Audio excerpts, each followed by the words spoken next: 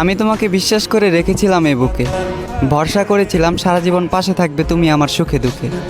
আমি তোমাকে সাধারণ চোখে দেখিনি, তুমি ছিলে আমার জীবনের বিশেষ। সব কিছুর বিনিময়ে তোমাকে পেতে চেয়েছিলাম, আফসোস তোমাকে হারাতে হলো শেষমেশ।